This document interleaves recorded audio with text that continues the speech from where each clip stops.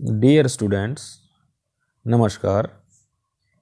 आज आपका अपना यूट्यूब चैनल नंद का चंद आपके लिए लेकर आया है कक्षा 9वीं पाठ 6, जिसका शीर्षक है प्रेमचंद के फटे जूते।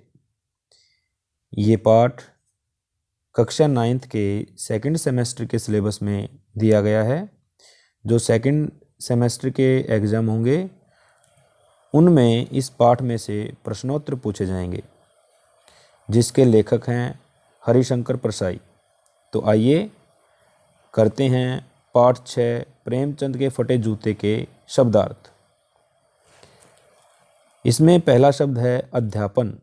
अध्यापन का अर्थ होता है पढ़ाना। दूसरा शब्द है सराहना। सराहना का मतलब होता है बड़ाई करना, यानी कि किसी की बड़ाई करना। व्यंग्य। व्यंग्य का अर्थ होता है ताना। अग्रणी। अग्रणी का अर्थ होता है आगे चलने वाला या जो आगे रहता हो, उसको अग्रणी कहा जाता है। कृतियाँ। कृतियाँ का मतलब होता है रचनाएं। अंतर्भेदी। अंतर्भेदी का अर्थ होता है मन को बींधने वाला, यानी कि अंदर तक मारक, यानी कि अपने हृदय को बींधने वाला। प्रवृत्ति। प्रवृत्ति का अर्थ होता है व्यवहार या मन का झुकाव या आदत, इसको प्रवृत्ति कहते हैं। कोई कैसा व्यवहार करता है, उसकी कैसी प्रवृत्ति है, या उसके मन का झुकाव किधर है, ये भी उसकी प्रवृत्ति है। अवसरवादिता। अवसरवादिता का अर्थ होता है मौका परस्ती, मौके का फ़ायदा उठाने की प्रवृत्ति, यानी कि कोई मौके का फ़ायदा उठाता है उसको क्या कहते हैं, अवसरवादिता। 9वां शब्द है अव्यवस्थित, यानी मैंने आपको अर्थ बता दिया। शब्द है बेतरतीब। बेतरतीब का मतलब है अव्यवस्थित, जो सही ढंग से ना हो उसको अव्यवस्थित कहा जाता है, बेतरतीब कहा जाता है। पोशाक। पोशाक का अर्थ होता है परिधान या पहनावा। 11वां शब्द है पुरखे। पुरखे का अर्थ है पूर्वज, यानी कि जो हमारे पूर्वज हैं उनको पुरखे भी कहा जाता है।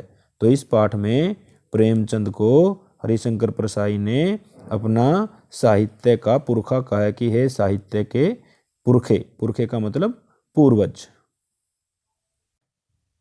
अब आता है शब्द नंबर 12 लज्जा। लज्जा का मतलब होता है शर्म, लाज, हया, उसको क्या कहते हैं, लज्जा, यानी कि शर्म। संकोच। संकोच का मतलब होता है हिचक या असमंजस। कोई असमंजस में पड़ जाए उसको भी संकोच में पड़ गया, या कोई हिचके किसी बात को कहने में, तो उसको भी कहते हैं संकोच क्यों करते हो, यानी कि संकोच का अर्थ हुआ हिचक। परंपरा। परंपरा का अर्थ होता है प्रथा, प्रणाली या सिलसिला। विचित्र। विचित्र का मतलब होता है अनूठा या अजीब। उपहास। उपहास का अर्थ होता है खिल्ली उड़ाना। किसी का मजाक उड़ाते हैं या खिल्ली उड़ाते हैं उसको कहते हैं उपहास, यानी कि मजाक उड़ाना, खिल्ली उड़ाना। आग्रह। आग्रह का अर्थ होता है बार बार निवेदन करना, यानी कि पुनः पुनः निवेदन करने का मतलब क्या होता है, बार बार किसी से निवेदन किया जाता है, उसको कहते हैं आग्रह। एक शब्द आया हमारे पाठ में ट्रेजेडी। ट्रेजेडी। ट्रेजेडी का मतलब होता है दुखांत रचना। क्या कहते हैं उसको, ट्रेजेडी। जो दुखांत रचना होती है उसको कहते हैं ट्रेजेडी। 19वां शब्द है कलेश। कलेश का अर्थ होता है दुख। 20वां शब्द आता है महत्व। महत्व का मतलब होता है महत्ता या बड़प्पन।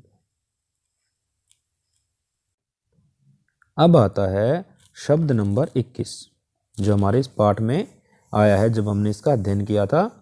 इत्र। इत्र का अर्थ होता है खुशबू। पुष्पसार। पुष्पसार का मतलब जो पुष्प होते हैं, फूल होते हैं, उनका जो रस होता है जिसमें से सुगंध आती है, उसको कहते हैं इत्र। फुलेल। फुलेल भी इत्र का पर्यायवाची शब्द है। विडंबना। विडंबना का अर्थ होता है कष्टकर स्थिति। कहते हैं किसी की विडंबना का मतलब किसी की कष्टकर स्थिति को विडंबना भी कहा जाता है। तीव्रता। तीव्रता का अर्थ होता है शीघ्रता या तेजी से, जल्दी से। तीव्र का मतलब तेज, तो तीव्रता का मतलब तेजी। युग प्रवर्तक। युग प्रवर्तक का अर्थ होता है किसी काम या बात का आरंभ, यानी कि कोई काम करना हो या कोई बात करनी हो उसका आरंभ होता है, उसको कहते हैं युग प्रवर्तक। या प्रचलन करने वाला, किसी बात का, काम का आरंभ करने वाला या उसका प्रचलन करने वाला होता है उसको कहते हैं युग प्रवर्तक। अंग्रेजी में इसको प्रमोटर भी कहा जाता है। और एक शब्द और है युग प्रवर्तक के लिए, संचालक। संचालक का मतलब भी वही कि किसी काम या बात का आरंभ या प्रचलन करने वाला। अगला शब्द है हौसला पस्त होना। ये एक मुहावरा भी है कि हौसला पस्त होना। हौसला पस्त होने का अर्थ होता है हिम्मत ना रहना, यानी कि किसी में हिम्मत नहीं रहती किसी काम को करने की, उसको कहेंगे अरे इसके तो हौसले पस्त हो गए हैं। उत्साह ना रहना, इसका मतलब हौसला पस्त होना। तगादा। तगादा का मतलब होता है तगाजा, यानी कि किसी से उधार मांगने जाते हैं, तगाजा करते हैं, उसको कहते हैं तगादा यानी कि तगाजा। पन्हैया। पन्हैया का मतलब होता है देसी जूतियाँ, जो पैरों में पहनी जाती हैं देसी जूतियाँ, उनको पन्हैया कहते हैं। बिसरना। बिसरने का अर्थ होता है भूल जाना। जंजीर। जंजीर का अर्थ होता है बेड़ी या कड़ियों की लड़ी। जैसे जो बेल होती है उसको कहते हैं जंजीर, उसको बेड़ी भी कह सकते हैं, कड़ियों की लड़ी भी कह सकते हैं। अगला शब्द है नेम। नेम का अर्थ होता है नियम। धर्म। धर्म का अर्थ होता है कर्तव्य। कर्तव्य को क्या कहते हैं? धर्म, यानी कि नेम धर्म का अर्थ है नियम और कर्तव्य। मुक्ति। मुक्ति का अर्थ होता है आज़ादी। घृणित। घृणित का अर्थ होता है घिनौना। बरकरार। बरकरार का अर्थ होता है कायम या शिथिर। कोई चीज़ शिथिर है तो उसको कहेंगे वो बिल्कुल वहीं का वहीं बरकरार है, वहीं का वहीं कायम है, वहीं का वहीं शिथिर है, वह अपनी बात पर बरकरार है, यानी कि वो अपनी बात पर कायम है। ठाठ। ठाठ का अर्थ होता है शान। तो प्यारे विद्यार्थियों, ये आपके पाठ नंबर 6 प्रेमचंद के फटे जूते में जो कठिन शब्द आए हैं उनको हमने आपके लिए संकलित कर दिया है, ताकि आपकी समझ में पाठ और उसके कठिन शब्दों के अर्थ आसानी से आ जाएं, ताकि आप अपने अध्ययन में कोई दिक्कत महसूस ना करें और अपनी परीक्षा में अच्छे अंक लेकर के आप सफल हो जाएं।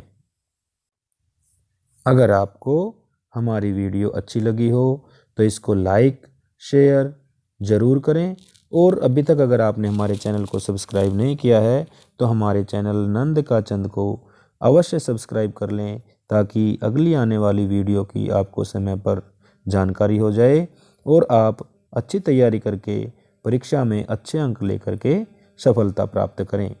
धन्यवाद।